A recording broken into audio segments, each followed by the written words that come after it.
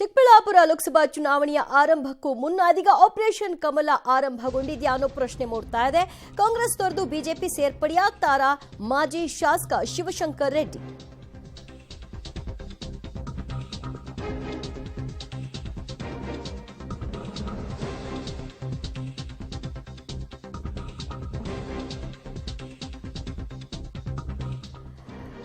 ಚಿಕ್ಕಬಳ್ಳಾಪುರದಲ್ಲಿ ಲೋಕಸಭಾ ಚುನಾವಣೆ ಆರಂಭಕ್ಕೂ ಮುನ್ನ ಆಪರೇಷನ್ ಕಮಲದ ಭೀತಿ ಆವರಿಸಿರೋ ಹಾಗೆ ಕಾಣಿಸ್ತಾ ಇದೆ. ಕಾಂಗ್ರೆಸ್ ತೊರೆದು ಬಿಜೆಪಿ ಸೇರ್ಪಡೆಯಾಗಬಹುದಾದ ಲಕ್ಷಣಗಳು ಮಾಜಿ ಶಾಸಕ ಶಿವಶಂಕರ್ ರೆಡ್ಡಿ ಅವರಿಂದ ಕಾಣಿಸ್ತಾ ಇದೆ. ರಾಜಕೀಯ ಭವಿಷ್ಯದ ಬಗ್ಗೆ ಅವರು ಯೋಚನೆ ಮಾಡ್ತಾ ಇದ್ದಾರೆ. ತಮ್ಮ ಬೆಂಬಲಿಗರು ಕಾರ್ಯಕರ್ತರ ಬಗ್ಗೆ ಅವರು ಯೋಚನೆ ಮಾಡ್ತಾ ಇದ್ದಾರೆ.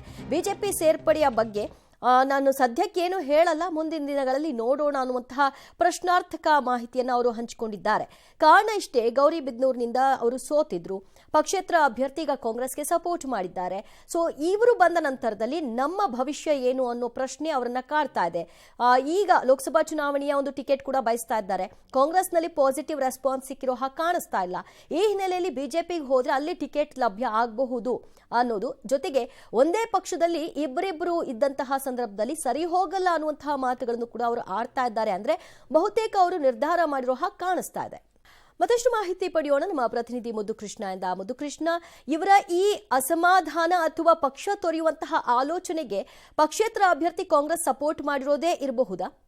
ಖಂಡಿತ ದಿವ್ಯಜ್ಯೋತಿ, ಚಿಕ್ಕಬಳ್ಳಾಪುರ ಜಿಲ್ಲೆಯ ಗೌರಿಬಿದನೂರು ವಿಧಾನಸಭಾ ಕ್ಷೇತ್ರದ ಮಾಜಿ ಶಾಸಕರು, ಅಂದ್ರೆ ಸತತವಾಗಿ 25 ವರ್ಷಗಳ ಕಾಲ, ಅಂದ್ರೆ 5 ಬಾರಿ ಶಾಸಕರಾಗಿ ಗೌರಿಬಿದನೂರನ್ನ ಶಾಸಕರಾಗಿದ್ದಂಥವರು. ಆದರೆ 6ನೇ ಬಾರಿ ಕಳೆದ ವಿಧಾನಸಭಾ ಚುನಾವಣೆಯಲ್ಲಿ ಪಕ್ಷೇತರ ಅಭ್ಯರ್ಥಿ KH ಪುಟ್ಟಸ್ವಾಮಿ ಗೌಡರ ವಿರುದ್ಧ ಸೋಲು ಅನುಭವಿಸ್ತಾರೆ. ಅದಾದಂತಹ ಬೆಳವಣಿಗೆ ಏನಂತಂದ್ರೆ, ಪುಟ್ಟಸ್ವಾಮಿ ಗೌಡರು ಪಕ್ಷೇತರ ಅಭ್ಯರ್ಥಿ ಆಗಿದ್ರು ಕೂಡ ಅವರು ನೇರವಾಗಿ ತಮ್ಮ ಬೆಂಬಲವನ್ನ ಕಾಂಗ್ರೆಸ್ಗೆ ಬಾಹ್ಯ ಬೆಂಬಲವನ್ನ ಕೊಡ್ತೀವಿ ಅಂತ ಅನೌನ್ಸ್ ಮಾಡ್ತಾರೆ. ಹಾಗಾಗಿ ಕಾಂಗ್ರೆಸ್ನ ಜೊತೆ ಇವತ್ತು ಆಡಳಿತದಲ್ಲಿರುವಂತಹ ಸರ್ಕಾರ ಜೊತೆ ಪುಟ್ಟಸ್ವಾಮಿ ಗೌಡರು ಪಕ್ಷೇತರ ಶಾಸಕರು ತುಂಬಾ ಹತ್ತಿರದಲ್ಲಿದ್ದಾರೆ.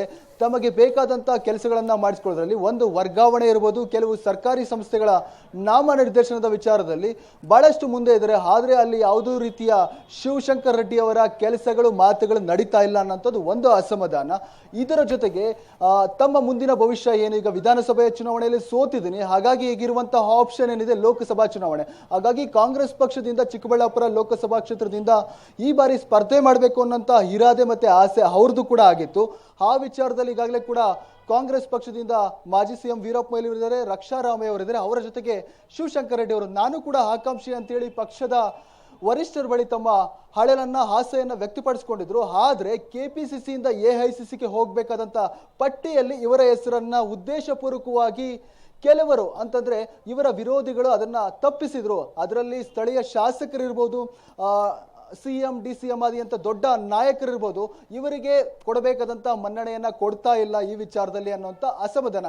ಹಾಗಾಗಿ ಈ ಸನ್ನಿವೇಶದಲ್ಲಿ ಇವರಿಗೆ ಹತ್ತಿರ ಇರುವಂತ ಕೆಲವು ಬಿಜೆಪಿ ನಾಯಕರು, ಬಿಜೆಪಿ ರಾಜ್ಯ ನಾಯಕರು ಇದೇ ಒಂದು ಸಂದರ್ಭದಲ್ಲಿ ಇವರನ್ನ ಬಿಜೆಪಿ ಪಕ್ಷಕ್ಕೆ ಬರಮಾಡಿಕೊಂಡ್ರೆ ಮುಂದಿನ ಲೋಕಸಭಾ ಚುನಾವಣೆಯಲ್ಲಿ ಲಾಭ ಆಗುತ್ತೆ ಅನ್ನುವಂತ ಒಂದು ಕಾರಣಕ್ಕಾಗಿ ಇವರ ಜೊತೆ ಒಂದು ಸುತ್ತಿನ ಮಾತುಕತೆಯನ್ನ ನಡೆಸಿದ್ದಾರೆ ಅಂತಕ್ಕಂಥ ಮಾಹಿತಿ ಕೂಡ ಲಭ್ಯವಾಗಿದೆ. ಆ ವಿಚಾರದಲ್ಲಿ ಈಗ ಶಿವಶಂಕರ್ ರೆಡ್ಡಿ ಅವರು ನಮ್ಮ ಜೊತೆ ಮಾತಾಡ್ಬೇಕಾದ್ರೆ, ಪಬ್ಲಿಕ್ ಟಿವಿ ಜೊತೆ ಮಾತನಾಡಬೇಕು ಕೂಡ ಈ ಒಂದು ಮಾಹಿತಿಯನ್ನ ಬಹಿರಂಗಪಡಿಸಿದ್ದಾರೆ. ಅಂದ್ರೆ ಈಗ ನೇರವಾಗಿ ನಾನು ಬಿಜೆಪಿಗೆ ಹೋಗ್ತೀನಿ ಅನ್ನೋದನ್ನ ಸ್ಪಷ್ಟಪಡಿಸಲ್ಲ, ಆದರೆ ನನ್ನ ಮುಂದಿನ ಭವಿಷ್ಯ ಮತ್ತೆ ನನ್ನ ಕಾರ್ಯಕರ್ತರ ಹಿತದೃಷ್ಟಿಯಿಂದ ನಾನು ಒಂದು ತೀರ್ಮಾನವನ್ನ ಕೈಗೊಳ್ಳಬೇಕಾದಂತಹ ಅನಿವಾರ್ಯ ಪರಿಸ್ಥಿತಿ ಉದ್ಭವ ಆಗಿದೆ.